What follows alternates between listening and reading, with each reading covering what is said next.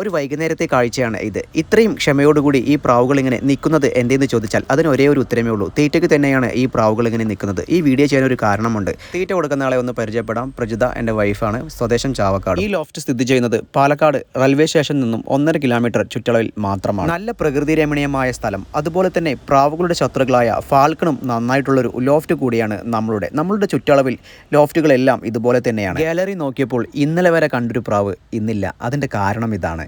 ഫാൽക്കൻ്റെ attack direct നേരിടുന്ന ഒരു ലോഫ്റ്റാണ് എൻ്റെ. നമ്മുടെ ഭാഗത്തെ ചുറ്റളവിൽ കുറച്ച് ലോഫ്റ്റുകളുണ്ട്. ഇങ്ങനത്തെ ഒരു ലോഫ്റ്റ് സീസൺ ആയി കഴിഞ്ഞിട്ടുണ്ടെങ്കിൽ ഒരുപാട് പ്രാവുകളെ നഷ്ടപ്പെടുത്തിയിട്ട് തന്നെയാണ് പലരും ചെറിയ സമയങ്ങൾ വയ്ക്കുന്നത്. പക്ഷേ ഇന്നലെ യാദൃശികമായിട്ടൊരു സംഭവമുണ്ട്. എൻ്റെ കയ്യിലൊരു ചെറിയ റക്കാവളയിലൊരു കുഞ്ഞുണ്ടായിരുന്നു. കോഴിക്കോട്ടുകാരെ അതിനെ മൈന എന്നൊക്കെ പറയും. നമ്മളവിടെ സബ്ജാ റക്കാവള എന്നാണ് ആ പ്രാവിനെ പറയുക. പ്രാവിനെ പറപ്പിച്ച് നോക്കിയപ്പോൾ യാതൊരുവിധ കുഴപ്പങ്ങളോ കാര്യങ്ങളോ ഒന്നുമില്ല. പ്രാവ് നന്നായിട്ട് പറക്കണൊക്കെ ഉണ്ട്. പക്ഷേ ചെറിയൊരു മിസ്റ്റേക്ക് ഉണ്ട് പ്രാവിന്. രാത്രി കയറിപ്പോയി കഴിഞ്ഞിട്ടുണ്ടെങ്കിൽ പിന്നെ പിറ്റേ ദിവസമാണ് പ്രാവ് വരിക. അപ്പോൾ ഞാനതിനെ ജസ്റ്റ് ഒന്ന് ട്രെയിൻ ചെയ്ത് ഒന്ന് റെഡിയാക്കി നൈറ്റ് പോയി വന്ന പ്രാവിനൊന്നും ഫുഡൊന്നും കൊടുക്കാതെ പിറ്റേ ദിവസം ഒരു 4 മണിയാകുമ്പോൾ പ്രാവിനെ പറപ്പിച്ചു. കൂടെ ഒരു പ്രാവിന് സപ്പോർട്ടും വിട്ടു. പക്ഷേ പ്രാവ് ഒരു 6:30 വീണ്ടും വലിയാൻ തുടങ്ങിയപ്പോൾ കൂട് തുറന്ന് വിട്ടു. കുറച്ച് കഴിഞ്ഞപ്പോൾ നമ്മൾ കറക്റ്റ് വീടിൻ്റെ മേലേക്ക് പ്രാവ് ഇങ്ങനെ അവശനായിട്ട് വരുന്ന സമയത്ത് ഫാൽക്കൻ കറക്റ്റായിട്ട് വന്ന് അടിയിൽ നിന്ന് പ്രാവിനെ എടുത്തിട്ട് കണ്ണുമുന്നിൽ കണ്ടാണ്. ഒരുപാട് പ്രാവിനെ കണ്ടിട്ടുണ്ട് കൊണ്ടുപോകണത്. പക്ഷേ ഇത് ഒരു അരത്തെങ്ങ് ഹൈറ്റിൽ നിന്ന് ഈ പ്രാവിനെ പിടിച്ചിട്ട് ആ ഒരു ഒതുക്കുന്നൊരു സീനുണ്ട്. ശരിക്കും ഒരു പപ്പടം പൊടിച്ചെടുക്കില്ലേ, അതേപോലെ ഒരു ഒതുക്കുന്നൊരു സീന്. ആർക്കും പെട്ടെന്ന് കണ്ടു നിൽക്കാൻ ത്രാണി ഉണ്ടാവില്ല. പക്ഷെ ഞാനത് ഡയറക്റ്റായിട്ട് കണ്ടു. അപ്പോൾ ഞാനിങ്ങനെ എൻ്റെ ഗാലറി നോക്കിയപ്പോൾ ആ പ്രാവിനെ കണ്ടിട്ടുണ്ടായിരുന്നു. അത് നിങ്ങളെ കൂടി കാണിച്ചു തരാം. ആ പ്രാവ് ഇതാണ് ആ പ്രാവ്. അപ്പോൾ ഈ പ്രാവിനെയാണ് ഇന്നലെ ഫാൽക്കനെ എടുത്തിട്ട് പോയത്. പക്ഷേ ഞാൻ ഈ വീഡിയോയിൽ ആ പ്രാവ് നേരത്തെ തന്നെ വന്നു പോകുന്നുണ്ട്. അപ്പോൾ ഒരു മെമ്മറിയാണ്. ഇനി ആ പ്രാവ് നമ്മുടെ ലോഫ്റ്റിൽ ഉണ്ടാവില്ല. പക്ഷേ പാരൻസ് ഉണ്ട്.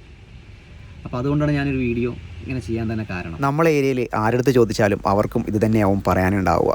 രാവിലെ മുതൽ വൈകുന്നേരം വരെ പറന്ന പ്രാവ് വൈകുന്നേര സമയങ്ങളിൽ, അതായത് ഒരു 7 മണി ആ സമയത്തൊക്കെ ഫാൽക്കൻ എടുത്തിട്ട് പോകുമ്പോൾ ഒരവസ്ഥയുണ്ട്.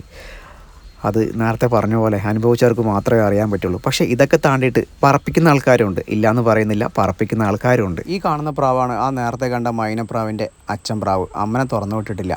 ഇതൊക്കെ ആൺപ്രാവുകളാണ്. ഈ ചെമ്പൻ പ്രാവ് ഒരു പൈലറ്റ് പ്രാവാണ്, അതായത് ഡ്രൈവർ പ്രാവ്.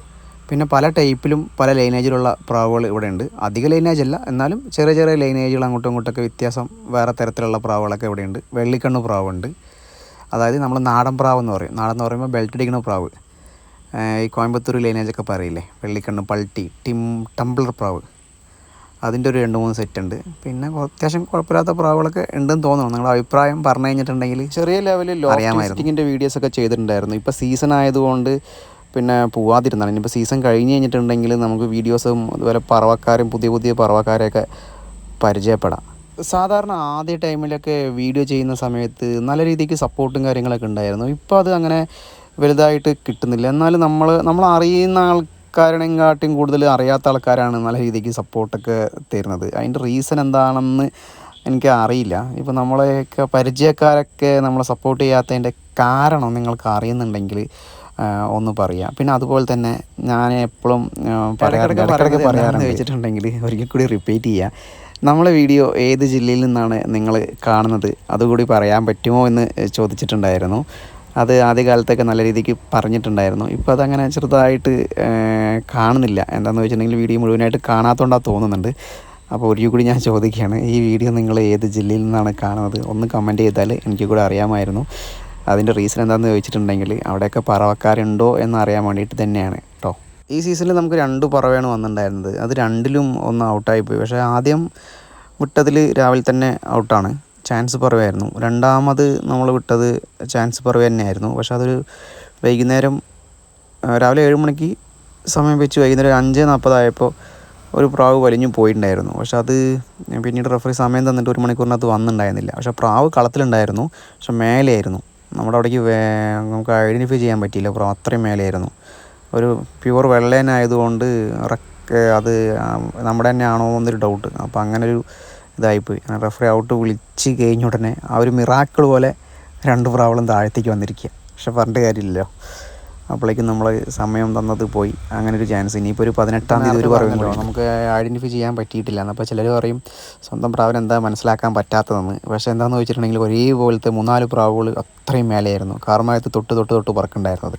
അപ്പോൾ നമ്മൾ പറയുന്നുണ്ട് നമ്മളെ പ്രാവ് തന്നെയാണെന്ന്. പക്ഷേ റെഫറി രാവിലെ മാത്രം കണ്ടിട്ട് അത്രയും അഗ്രഗണ്യന്മാരായിട്ടുള്ള റെഫറിമാരാണ്. അവർ പറഞ്ഞു അല്ല എന്ന് പറഞ്ഞു. പ്രാവ് താഴത്തേക്ക് വരണം പറഞ്ഞു. ലാസ്റ്റ് ഔട്ട് എന്ന് പറഞ്ഞ ഉടനെ ചടയെ കണ്ട് വന്നിരിക്കുക. അപ്പോൾ നമ്മുടെ ഒരു അവസ്ഥയൊക്കെ ഉണ്ടല്ലോ, അയ്യോ എന്ത് പറ്റി പ്രാവിനെന്നൊക്കെ. അപ്പോൾ അങ്ങനത്തെ ഒരു സിറ്റുവേഷനും കടന്നു പോയിട്ടുണ്ടായിരുന്നു ഈ സീസണിൽ. മറക്കാൻ പറ്റാത്തൊരു സംഭവം. അപ്പോൾ ഇതൊക്കെയാണ് നമ്മുടെ ലോഫ്റ്റ്. ചെറിയ കൂട്, 3 മരക്കൂടുകളുണ്ട്. 2 9.5 കൂടും, ഒരു 12.5 കൂടും, 2 ഹവായ് കൂടുമാണ് നമ്മുടെ ലോഫ്റ്റിൽ ഇപ്പോൾ ഉള്ളത്. ഓപ്പൺ ലോഫ്റ്റ് തന്നെയാണ്. പാമ്പ്, പൂച്ച, പഴുതാര, പല്ലി എല്ലാത്തിൻ്റെ ശല്യം ഇവിടെയുണ്ട്. നല്ല രീതിക്ക് ശ്രദ്ധിക്കണം. പക്ഷേ എന്തെങ്കിലും ഒരു അപകടം ഈ ഭാഗത്ത് എന്തെങ്കിലും ഉണ്ടെങ്കിൽ ഈ വിട്ട ഏതെങ്കിലും ഒരു പ്രാവ് നമുക്കത് സിഗ്നൽ തരും. അതൊരു മൂളിച്ചയായിരിക്കും. പറഞ്ഞിട്ട് പ്രാവ് മൂളും. അപ്പോൾ നമ്മൾ മനസ്സിലാക്കിയിരിക്കണം എന്തോ വന്നിട്ടുണ്ടെന്ന്. അപ്പോൾ നമ്മൾ നോക്കിക്കഴിഞ്ഞിട്ടുണ്ടെങ്കിൽ കാണാൻ പറ്റും എന്തെങ്കിലുമൊക്കെ ഉണ്ടെങ്കിലൊക്കെ. അപ്പോൾ ഇതൊക്കെയാണ് നമ്മുടെ പ്രാവുകൾ. അപ്പോൾ നമുക്ക് അടുത്തൊരു വീഡിയോ ആയിട്ട് വീണ്ടും കാണാം.